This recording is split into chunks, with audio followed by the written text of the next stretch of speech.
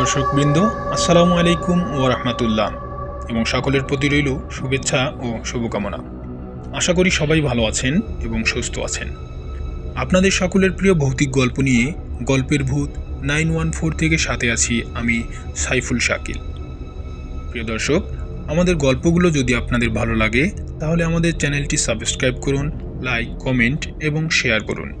নিয়মিত আমাদের ভিডিওগুলো পেতে বেল আইকনে ক্লিক করুন।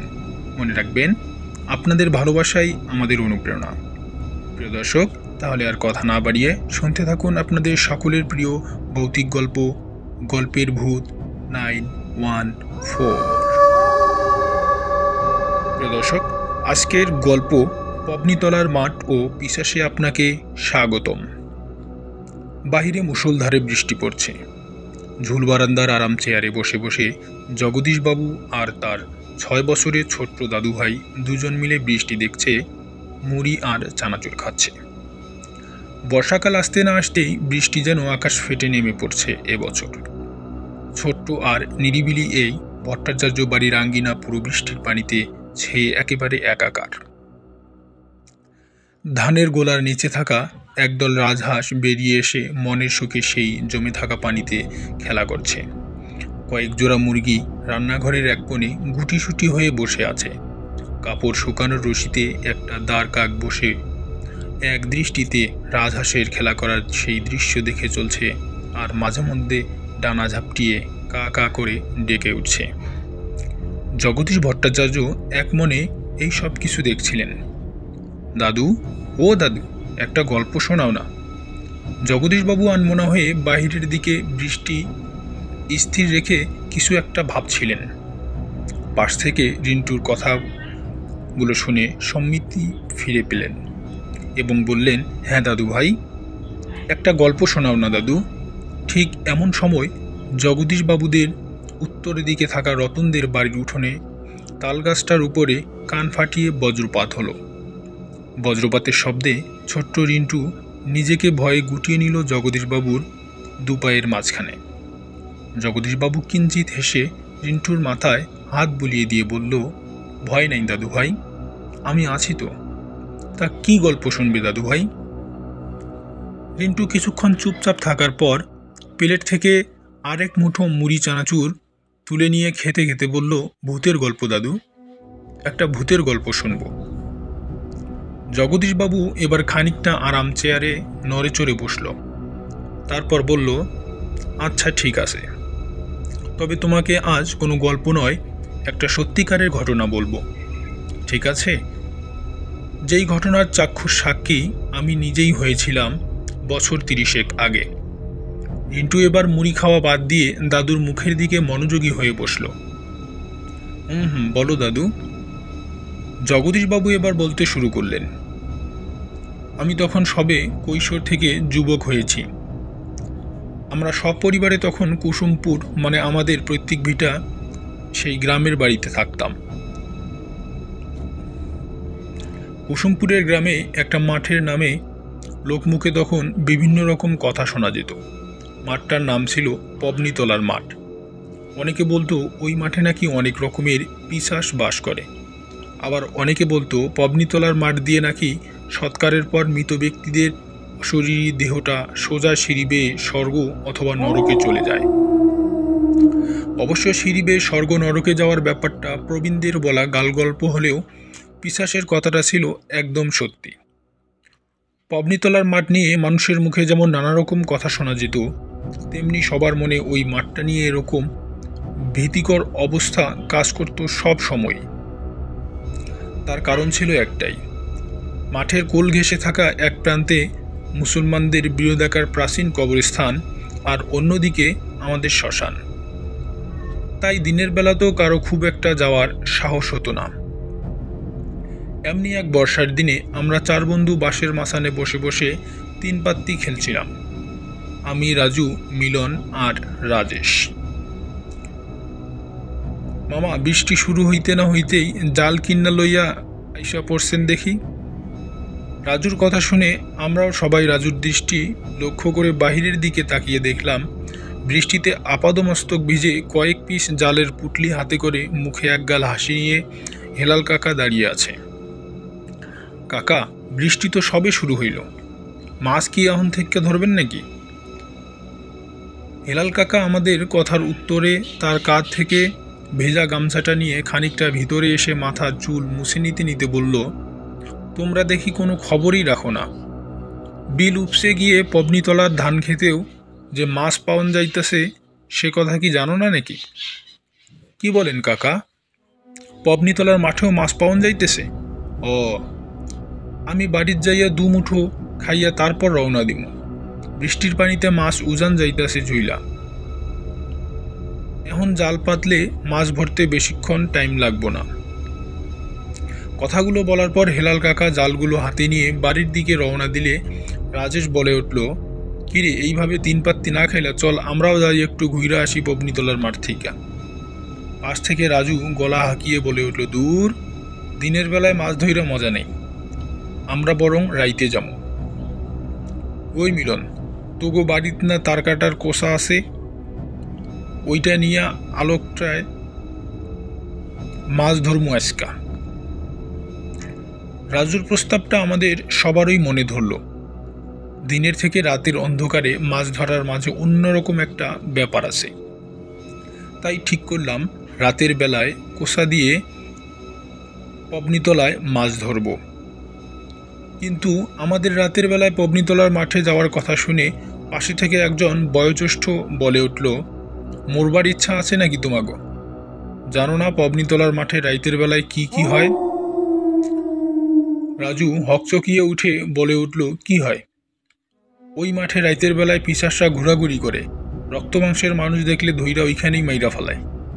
বয়োজ্যেষ্ঠের এমন কথা শুনে রাজু এবার হু হু করে হেসে উঠে বলল, আমি রোজ যাই সেখানে, আমাকেও নিজেদেরই তো খ্যাত আছে।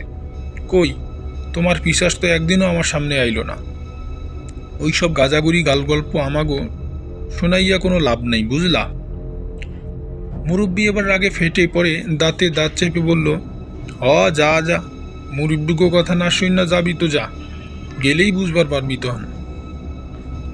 লোকটার কথাগুলো বিড়বিড় করে বলতে বলতে প্রস্থান নিল এবং প্রস্থান নেওয়ার পরে আমরা চারজন মিলে আবার সিদ্ধান্ত নিলাম সেদিন রাতে কথা মতো চারজন মিলে 9:15টার দিকে রওনা দিলাম পবনিতলার মাঠের উদ্দেশ্যে। পবনিতলার মাঠ বেশি দূরের পথ নয়, পায়ে হেঁটে গেলে মিনিট 15 মতো সময় লাগে। আমার আর মিলনের হাতে 5 ব্যাটারির টর্চ লাইট, রাজেশের হাতে একটা মাছ রাখার বাঁশের তৈরি ডুঙ্গা আর রাজুর হাতে তার কাটার কোজা। চারজন মিলে নানান কথার কাদামাটির পথ ভেঙে পবনিতলার মাঠের মেইন রাস্তায় এসে পৌঁছলাম। রাস্তার ওপাশে থাকা প্রাচীন কবরস্থানটাকে রাতের আধারে যেন আরো বেশি গা ছমছমে করে তুলেছে। ভিতর হতে থেকে শেয়ালের করুণ স্বর ভেসে আসছে এখানে। এদিকটাতে পাশাপাশি কবরস্থান আর শ্মশান হওয়াতে 200 গজের ভিতরে মানুষের বসবাস নেই বললেই চলে। আর সেই কারণেই সন্ধ্যা নামলেই এই রাস্তাটা বেশ নির্জন হয়ে ওঠে। আর আজকে বৃষ্টির কারণে যেন চারপাশটাকে আরো বেশি অন্ধকারাচ্ছন্ন মনে রাখছে। রাজু বিসমিল্লা বলে প্রথমে কাদা পানিতে পা দিল। আমিও হরিনাম জপতে জপতে ওর পিছনে টর্চ লাইট ফেলে নিচে নামলাম। হিমশীতল বর্ষার পানি শরীরে লাগতেই কেমন জানি একটা ঠান্ডা শিহরণ খেলে গেল শিরদাঁড়া বেয়ে। বর্ষার মাঠটাতে রাতের আধারে খোলা সমুদ্রের মতো দেখাচ্ছে। যতদূর চোখ যায় শুধু পানি আর ধানক্ষেত। ধানক্ষেতের আইল দিয়ে খুব সন্তর্পণে চারজন এগিয়ে যেতে লাগলাম ভিতরের দিকে। ধানক্ষেত থেকে ঝিঝি পোকার ডানা ঝাপটানোর আওয়াজে অদ্ভুত এক সুরতরঙ্গ কানে ভেসে আসতে লাগলো অনবরত। আশপাশ হতে গলা ফাটিয়ে কোলা ব্যাঙের দলও ডেকে উঠছে ঘ্যাঙর ঘ্যাং শব্দ করে।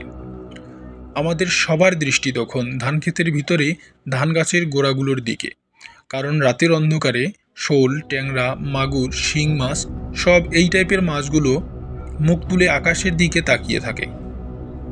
হঠাৎ করে লাইটের আলো চোখে পড়তেই তখন দৃষ্টিগুম হয়ে চুপচাপ হয়ে যায় মাছেরা, আর আমরা সেই সুযোগেই শিকার করব। খানিকটা পথ যাওয়ার পর পিছন থেকে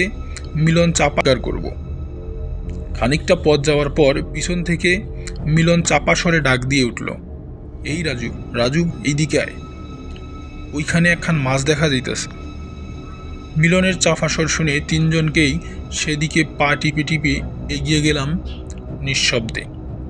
রাজু তার হাতের কোষটা নিয়ে পা টিপে সেদিকে এগিয়ে গিয়ে খানিকক্ষণ দেখে নিয়ে কোষটা সজোরে ছুঁড়ে মারল, কিন্তু প্রথমবারেই গোড়ায় গলদ, লক্ষ্যভ্রষ্ট হলো।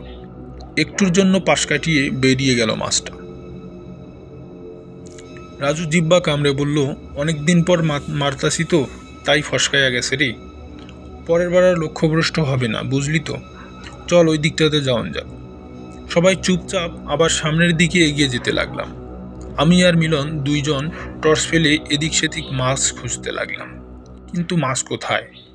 মিনিট 20 ঘোরাঘুরি করেও আমরা কোনো মাছের দেখা পেলাম না। রাজেশ তো রেগে মেগে হেলাল কাকাকে গালবন্ধ দিয়ে বসল।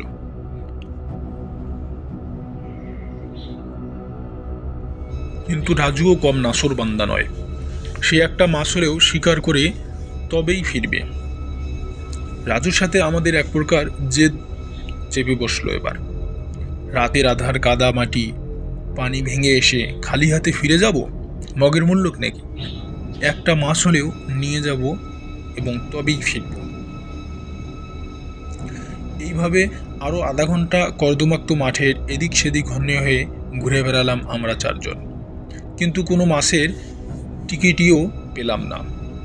শেষমেশ চারজনেই যখন হাল ছেড়ে দিয়ে ফিরে আসবার সিদ্ধান্ত নিয়ে চলে আসতে চাচ্ছি, তখন সবার পিছনে থাকা রাজেশ গলা হাঁকিয়ে বলে উঠল, ওই দিকটাতে পানির ভিতর কি জানি লড়তেছে। সবাই থমকে দাঁড়িয়ে কানগুলো সজাগ করতেই সবার কানেই পানির নড়াচড়ার শব্দ ভেসে এলো। বেশ জোরালো শব্দ করেই পানিতে কিছু একটা নড়ে বেড়াচ্ছে। এইবার আর তোরে ছাড়তাছি না। দাঁতে দাঁত চেপে কথাগুলো বলার পর রাজু শক্ত হাতে কোষাটা নিয়ে এগিয়ে গেল সেদিকটাতে। আমরা তিনজনও রাজুর পিছন পিছন এগিয়ে যেতে লাগলাম টর্চ ফেলে সেদিকে। টর্চের আলো পড়তেই সবাই দেখলাম এক হাত সাইজের একটা মাছ ধানক্ষেতের আইল ঘেঁষে ভেসে বেড়াচ্ছে, কিন্তু মাছটা দেখতে বেশ অদ্ভুত রঙের, সাদার উপরে হালকা সবুজ রঙের প্রলেপ। রাজু খুব সাবধানে এগিয়ে যেতে লাগলো মাছটাকে লক্ষ্য করে। আমি আর মিলন দুইজনে চোখের দৃষ্টি স্থির রেখে টর্চের আলো ফেলে সেদিকটাতে তাকিয়ে রইলাম।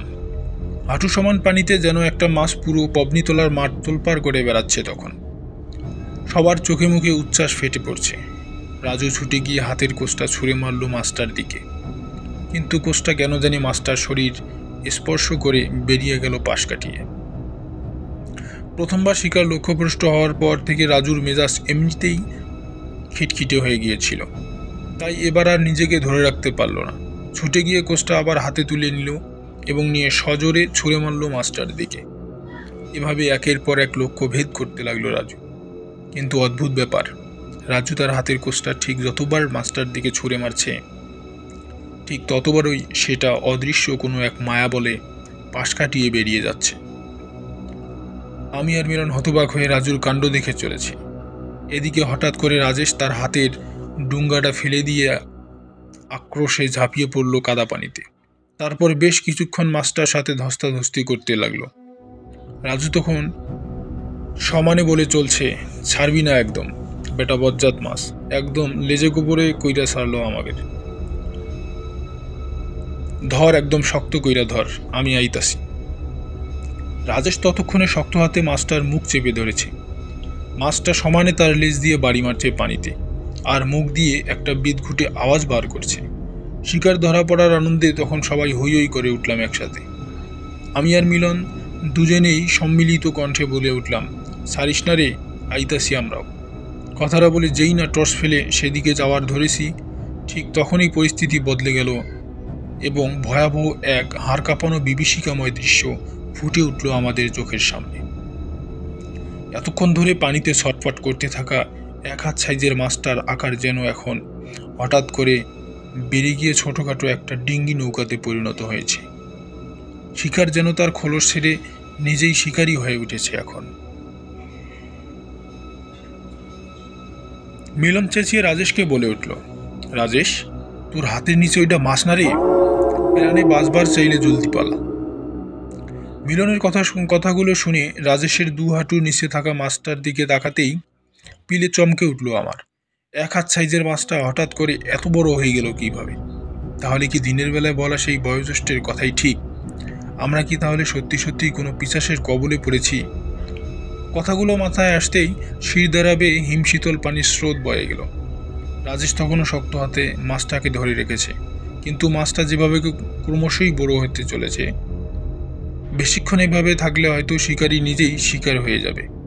এবার আমি আর মিলন দুজনেই চেঁচিয়ে বলে উঠলাম, রাজেশ, ওইটা কোনো মাছ না, ওইটা মাছরূপী একটা পিচাস, ছাইরা দিয়া পালা জলদি।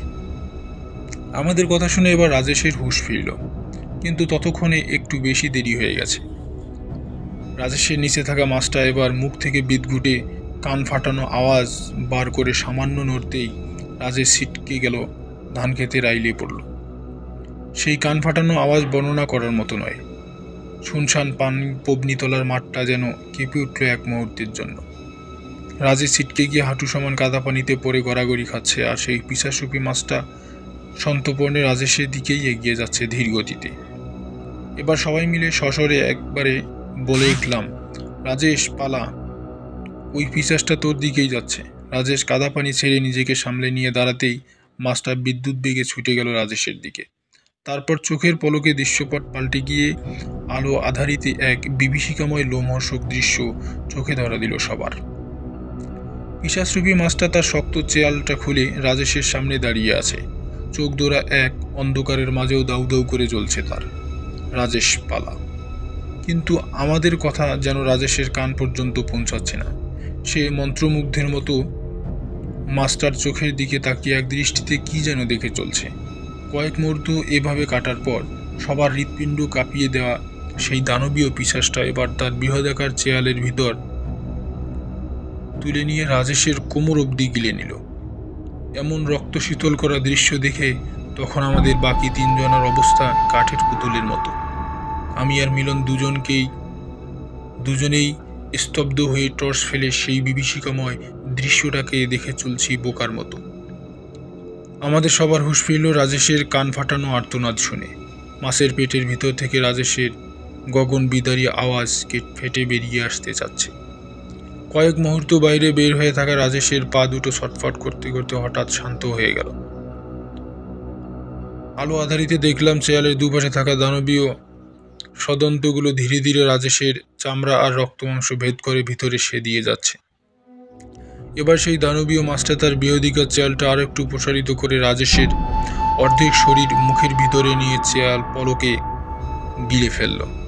হাঁটু সমান পানিতে একটু আগে ভেসে বেড়ানো ছোট সাইজের মাছ থেকে এখন এমন এক বিভীষিকাময় দৃশ্য দেখব কেউ ঘুণাক্ষরেও ভাবিনি। সবটা যেন তখনও দুঃস্বপ্ন মনে হচ্ছিল এই বুঝি চোখ মেলে তাকিয়ে দেখব মা ডাকছেন। কিন্তু না, নিয়তি সেদিন আমাদের বিরুদ্ধে সাধ বেঁধেছিল। চোখের পলকে একটা জলজান্ত মানুষকে মাছের পেটে চলে যেতে দেখে সবার তখন পরিমরি অবস্থা। সবার পিছনে দাঁড়িয়ে থাকা মিলন এবার হুঁশ ফিরে পেয়ে গলা ছেড়ে চিৎকার দিয়ে বলে উঠল, বাঁচতে চাইলে পালা সবাই, ওইটা একটা পিশাচ। সকালের বলা সেই মুরব্বীর পিশাচ। রাজেশ আর নাই, ওরে খাইয়া ফালাইছে পিশাচটা। পালা সবাই, নইলে আমাদেরও মাইরা ফালাইব। মিলনের চিৎকারের শব্দে আমার আর রাজুর সম্মতি ফিরল। এক পলক রাজেশের আধা খাওয়া ভেসে থাকা শরীরটার দিকে তাকিয়ে তিনজনে প্রাণপণে ছুটতে লাগলাম হাঁটু সমান পানি ভাঙতে ভাঙতে। আমাদের তিনজনের ছুটে চলার শব্দ ছাড়াও পিছনে তখন আর একজনের ছুটে আসার শব্দ কানে ভেসে আসছিল। মাছরূপী পিশাচটা যেন আমাদের পিছু নিয়েছে তা আর বুঝতে বাকি রইল না কারো। সবার আগে ছুটছে মিলন, তারপর আমি, আর সবার পিছনে রাজু। হঠাৎ করে পিছন থেকে রাজুর সাড়া না পেয়ে থমকে দাঁড়িয়ে পড়লাম আমি। পিছন ঘুরে টর্চ ফেলতেই দেখলাম রাজু তার হাতের কোষটা শক্ত করে ধরে ধেয়ে আসা মাছটাকে উদ্দেশ্য করে বলছে, আয়, আজকে তোরে মারুম নয়তো নিজে মরুম। উৎকণ্ঠিত গলায় বলে উঠলাম, রাজু পাগলামি করিস না ভাই, ওইটা কোনো মাছ না, একটা পিশাচ, খাইয়া ফালাইব তোরে। কিন্তু রাজু জেদের কাছে আমার কথাগুলো যেন মুখ থুবড়ে পড়ল। আমার কথার তোয়াক্কা না করে রাজু শক্ত হাতে সেই পিশাচের মুখোমুখি হওয়ার জন্য সেদিকেই তাকিয়ে রইল। আবার বললাম, রাজু শোন, এই পিশাচের সামনে আমাদের কোনো শক্তিই খাটবে না। চলে আয়। কথাটা পুরোপুরি শেষ না করতেই দেখলাম পিছাসুপি মাছটা এক লাফে রাজুর মাথাটা মুখের ভিতর ঢুকিয়ে নিয়ে আবার পানিতে লাফিয়ে পড়ল। মাছটার দিক থেকে চোখ সরিয়ে রাজুর দিকে তাকাতেই পুরো শরীরটা আরও একবার কেঁপে উঠল ভয়ে। হাঁটু সমান পানিতে দাঁড়িয়ে থাকা রাজুর ধবরের উপর মাথাটা নাই। দেখলাম মুন্ডুবিহীন ধর থেকে ফিনকি দিয়ে রক্ত বেরিয়ে কাদা পানির জলে মিশে যাচ্ছে। আতঙ্কে কণ্ঠস্বর গলার নিম্ন দেশে এসে দলা পাকিয়ে গেল আমার। মুখ দিয়ে গোঙানির আওয়াজ ছাড়া কোনো কিছুই বেরুল না। ভয়ে আর্তনাদ করে উঠে তারপর সামনে ঘুরে আবার প্রাণপণে ছুটতে লাগলাম। ধান ক্ষেত পাত ক্ষেত মারিয়ে প্রায় 20 মিনিট কাদা পানির সাথে যুদ্ধ করে হাঁপাতে হাঁপাতে ডাঙায় এসে পৌঁছাতেই ধপ করে পড়ে গেলাম আমি। মিলন, আমারে ছাইরা যাস না ভাই। আমার বেদনাতুর কণ্ঠ শুনে মিলন থমকে দাঁড়িয়ে এগিয়ে এলো আমার কাছে। আমি তখন কাদায় আটকে গিয়ে গলা কাটা মুরগির মতো ছটফট করছি সমানে। মিলন তার হাতের টসটা লুঙ্গিতে গুজে রেখে আমাকে উঠানোর জন্য যেই না হাতটা বাড়াতে গেল, ঠিক তখনই নিচের ধানক্ষেত থেকে দানবীয় সেই পিশাচটা বেরিয়ে এসে ভয়ঙ্কর একটা গর্জন তুলে মিলনের ডান হাতটা কোনুর নিচ থেকে মুখের ভিতর পুরে নিয়ে আবার ঢুকে গেল ধানক্ষেতের ভিতরে। এবার আর আমার চোখ সহ্য করতে পারল না। বুকের ডিপডি পানিটা হঠাৎ করে থেমে গিয়ে চোখের সামনে যেন একরাশ গাঢ় অন্ধকার এসে জড়িয়ে ধরল আমাকে। যখন চোখের আলো পড়ল তখন নিজেকে আবিষ্কার করলাম খড়কুটোর একটা ছোট্ট পিঁড়িতে থাকা চৌকির উপরে নিজেকে শুয়ে থাকা অবস্থায়। আধো চোখে দেখলাম শিহরের কাছে মা অশ্রুসিক্ত নয়নে আমার দিকে তাকিয়ে বসে আছে, চোখগুলো কেমন ফোলা ফোলা। দুয়ারে দাঁড়ানো বাবার মুখেও একরাশ চিন্তার ছাপ। আমাকে চোখ খুলতে দেখে মাও হাউমাউ করে কেঁদে ফেলল। তারপর বুকের সাথে জড়িয়ে নিয়ে বলল, কেন গেছিলিস ওই অলক্ষীর মাঠে? জানোস না ওই মাঠটা ভালো না? আমি মায়ের কথার কোনো উত্তর না দিয়ে ধরা গলায় পাল্টা প্রশ্ন করলাম, মিলন, মা মিলন ঠিক আছে তো? মা কান্না থামিয়ে বলল, হ্যাঁ, তবে ওর ডান হাতটা আর নাই। রাজেশ আর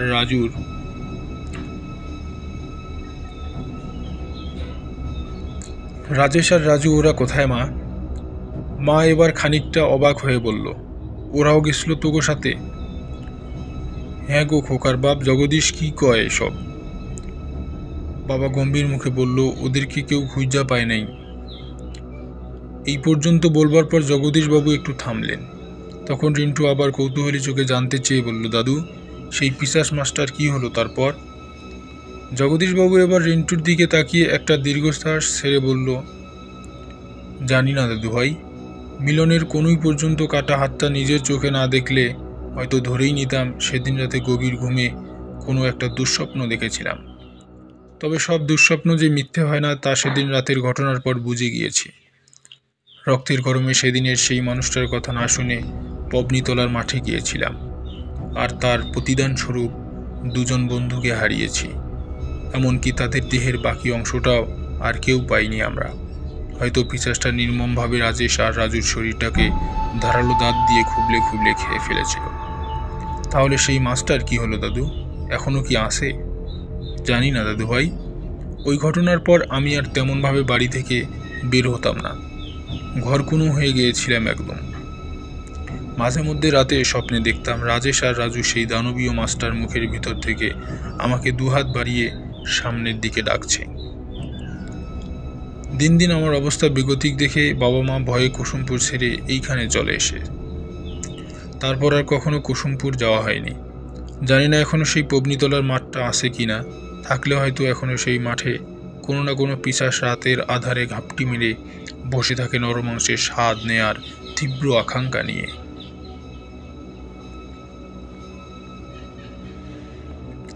প্রিয় দর্শক, গল্পটি আপনাদের কেমন লেগেছে জানাতে ভুলবেন না। গল্প সম্পর্কে আপনাদের অনুভূতি জানিয়ে দিন কমেন্টস বক্সে। প্রিয় দর্শক, আপনাদের একটি লাইক ও একটি কমেন্টস আমাদের অনুপ্রেরণা যোগাবে।